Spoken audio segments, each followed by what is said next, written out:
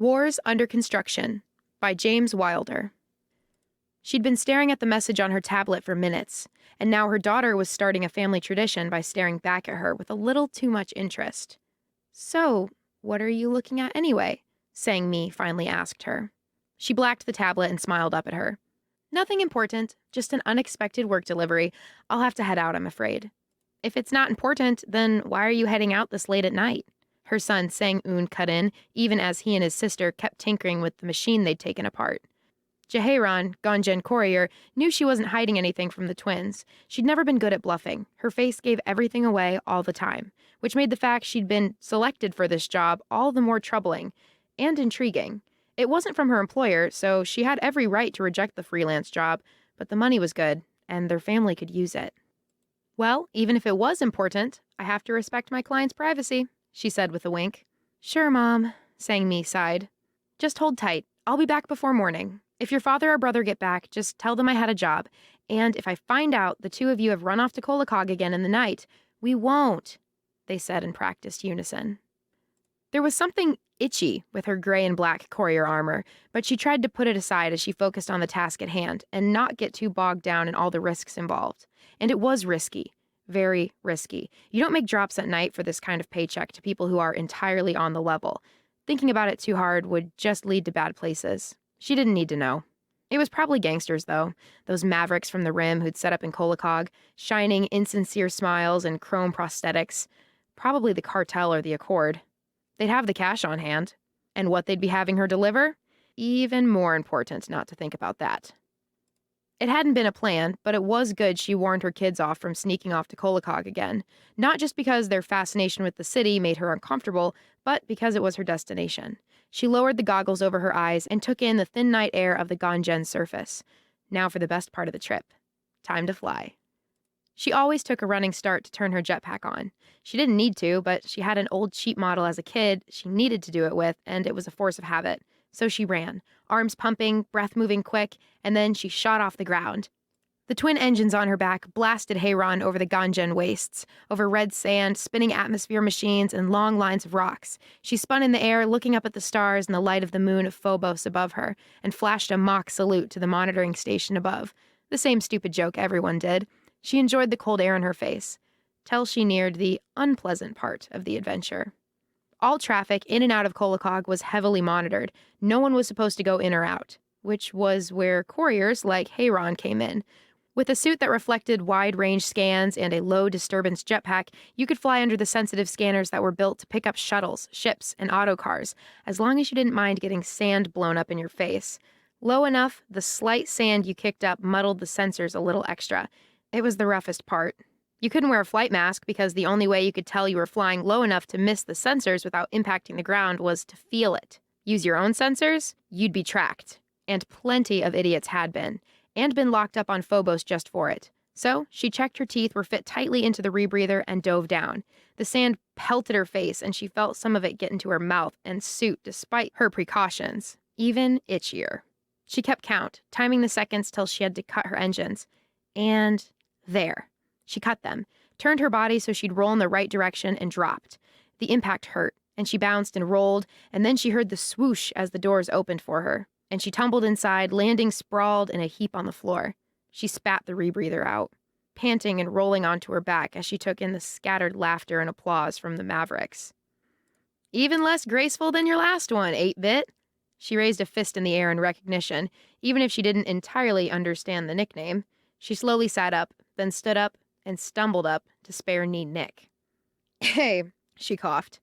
"I'm meeting a client at the 14 Brus Tap House. Cover fee?" he said perfunctorily, and she dug into a pocket and dropped the credit chip into his outstretched hand. Spare knee Nick had his eyes replaced with cameras, and so he didn't blink, and it wigged her out a bit, but she was getting used to it. Other than that, and a chrome left arm, he was a handsome and fairly muscular young man. He nodded. "All in order as usual, 8-bit. Though we weren't expecting anyone to zip in under the radar tonight." "I wasn't expecting to zip," she replied. "Late call." "Ever the professional. Come on, then." Kolakog was a mess of interconnected buildings, tunnels, bunkers, warehouses, and docking bays, without the usual domes that the citizens of the world lived in. It was an exception in every way, really. thus the best place for under-the-table transactions, and the Fortinbras had the tables. Nick led her through some badly held-together oxygen tunnels to the bar, where her client stood out like a sore thumb. She inhaled through her teeth. It was never a good sign when she could tell her clients on sight. Still, she got to the table and sat down. The client wore dark glasses, despite the room being dark, had messy brown hair with a streak of grease on his white skin, a dirty brown suit with an out-of-season novelty Christmas tie, and smoked an e-cig between a rusty metal jaw and his organic top teeth. On his side of the table was a black case. "Hey, you 8-bit," he coughed. "That's me. I take it that's the cargo?" "Yeah," he said. She pulled her tablet out of the suit's built-in backpack and opened the message again. "Urgent pickup from Kolokog. Payment upon delivery of 35,000 credits. Look for a man in a bad suit with a bad tie and a rusty jaw carrying a black case in the Fortinbras tap house. Click this sentence to pay client. Upon collection of case, travel southwest of Kolokog till outside of sensor range, then 500 meters further. And then, click this sentence to send drop-off coordinates. Do not click either link until conditions have been met.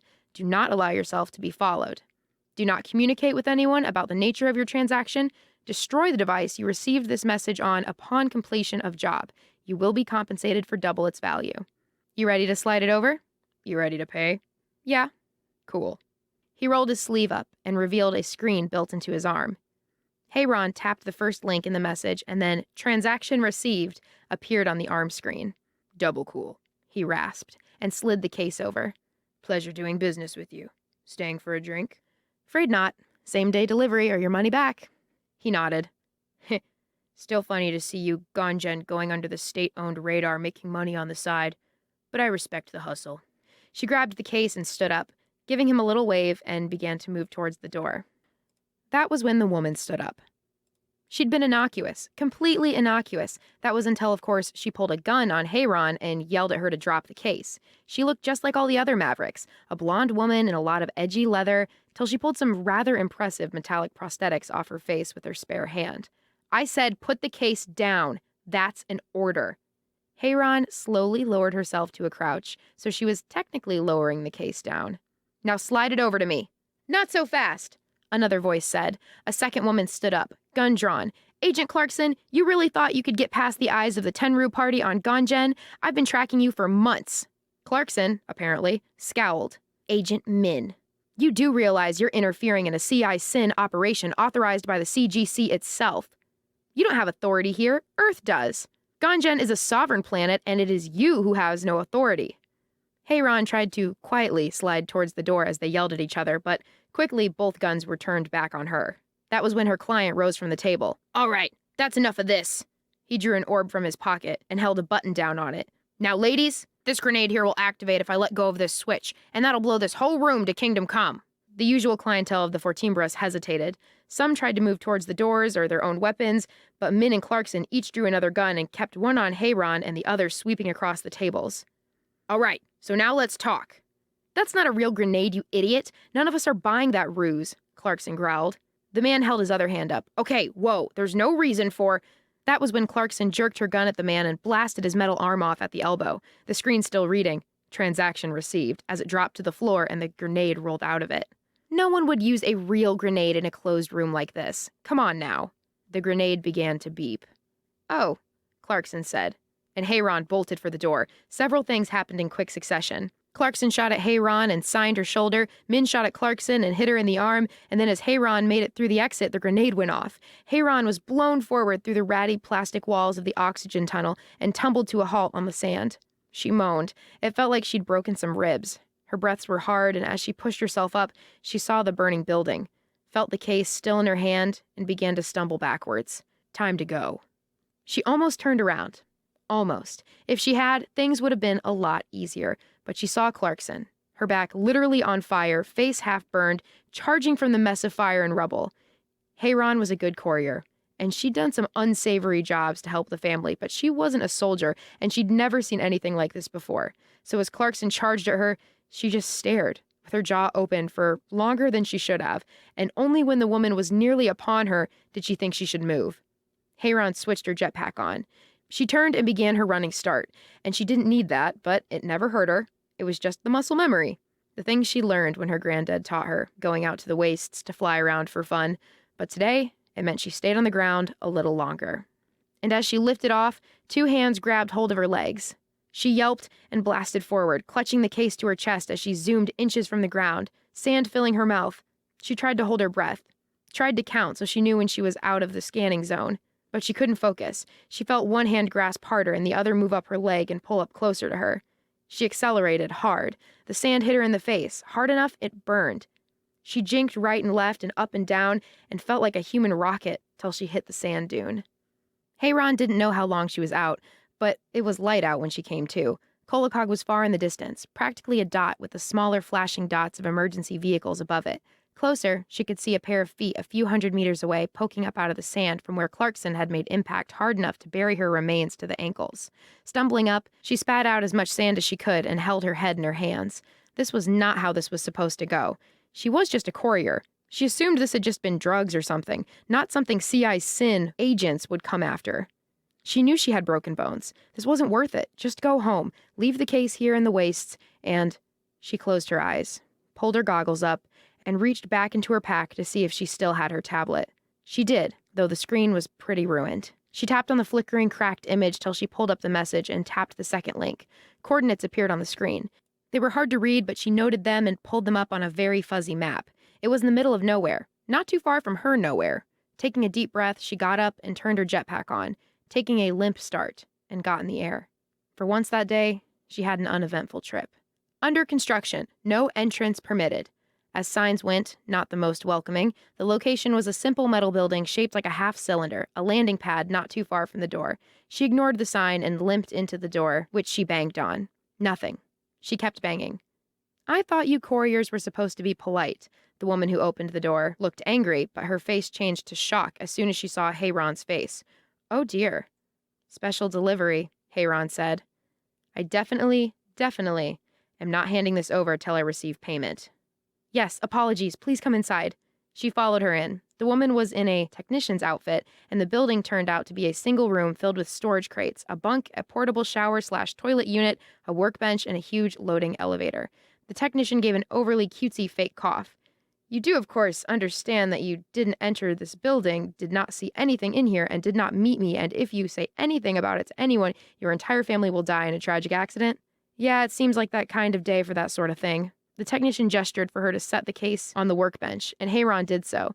The woman bit her lip, eyes glowing, and placed her hand on the case. It suddenly lit up, and the lock snapped open. Hands shaking a little, she opened the case.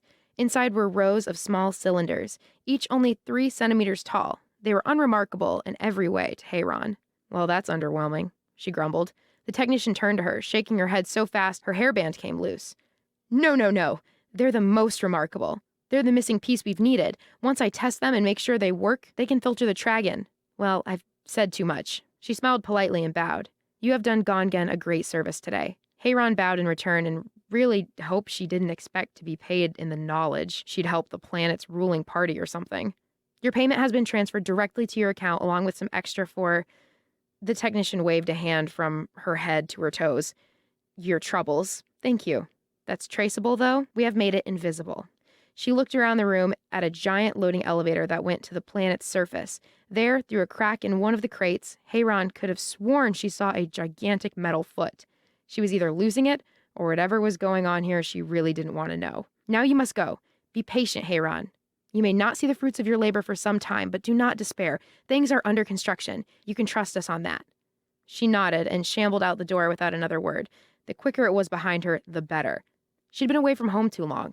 Everyone had to be worried sick, but she had no idea how to explain her injuries, and her flight back gave her no ideas. "Mom!" The twins ran at her together and practically tackled her in a hug, which really hurt her ribs. "Ow, all right, a little less pressure." They let go, but they were only replaced by her husband and her oldest son. "We were worried sick, especially after we saw the news." "The news?" she slurred. "We all saw it," Song-Mi replied. "I can't believe you were that brave, going all the way to Kolokog to help with the accident there." "Oh, yeah," Hei-Ran replied. "It was pretty nasty." "You're a hero," her husband said. "We're all so proud of you. Come on, we're all here to take care of you. San-un, help your mother out of her suit." As he did, San-Mi leaned in and whispered in her ear. "It's okay, Mom. It's morning now. It's a new day.